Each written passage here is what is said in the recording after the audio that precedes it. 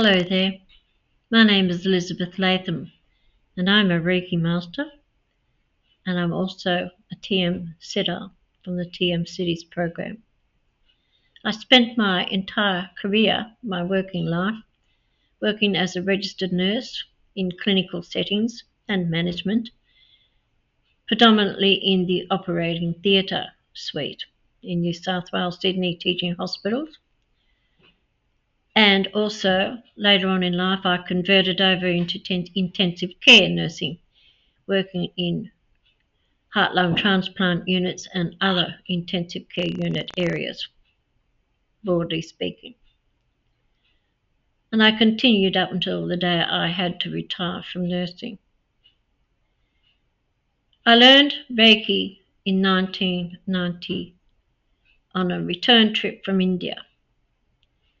I went to India in 1990 as my third trip for 3 months as a journey to meet a pilgrimage, they call it, to meet the great saints of India. Some I had already met before, and to visit some of the more religious sites again. Anyway, I met Devaraja Baba on the banks of the Yamuna River in Vrindavan. I met Mother Teresa in Calcutta, which I write about in my book, The Samurai Reiki Master.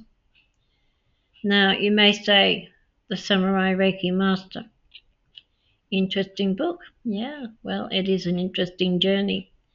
It takes me from the moment I was first introduced to Reiki on the aeroplane going to India, and then coming home again and learning Reiki, which I never, ever thought I would ever do. But I did. I don't regret one moment of it.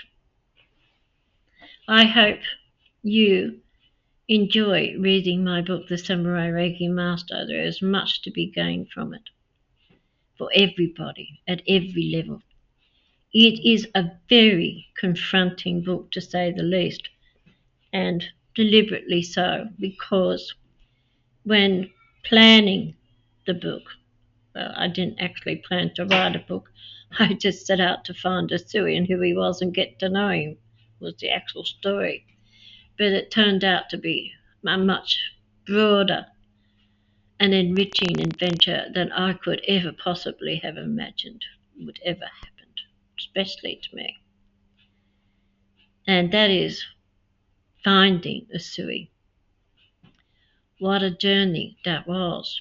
A hard, grueling, joyous journey like you have no idea. And I invite you to come with me on my journey with my book, The Samurai Reiki Master. I'll keep plugging it because I can't tell you it all in one big story. It's 804 long pages in a paperback. But it shares with you how I found Dr. Usui, Hawayo Takata's Dr. Usui, as she described him. I used her voice and her keywords in an audio tape that she made in 1979.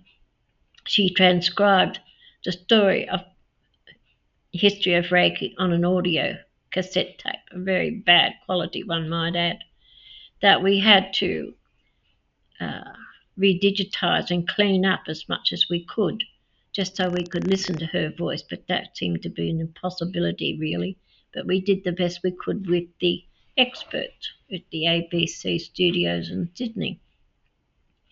So I devised a number of key words from that tape, and my search for Dr. Usui had to meet that criteria. And I'll explain some of that criteria to you as we go along.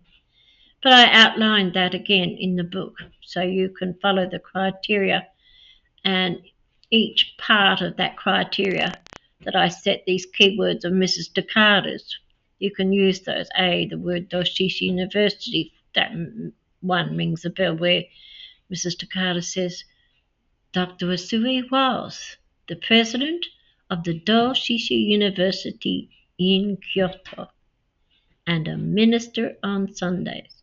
A fully fledged minister.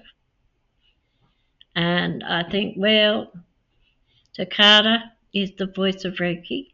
She brought Reiki from Japan to the West, to us, through difficult times.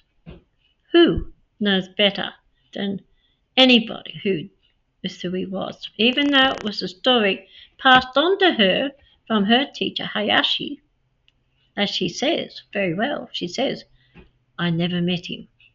This is how his story was told to me by my teacher Hayashi, though I never met Dr Usui. So I'm using her words to guide you to his identity. And a lot of wonderful things happened to me on this journey, as I'll reveal to you as we go. So I welcome you to look at the book, read part of that for yourself. It is not a book on how to set up a treatment room, how to give treatments, or anything like that. In fact, I don't like using the word treatment. I'd rather be at a session, a Reiki session. I'm very fussy on kind of choosing some words. But it's a book on how Reiki came through all the political turmoil that confronted Usui and Hayashi and Takata to get Reiki and put Reiki into your hands today that you have now. And that's a long, long journey it's taken there. And we would never have found who Usui really was had not a particular occurrence happened. And I'll share that to you in my next little clip. So stay on board, there's more to come. Thanks for watching, Elizabeth.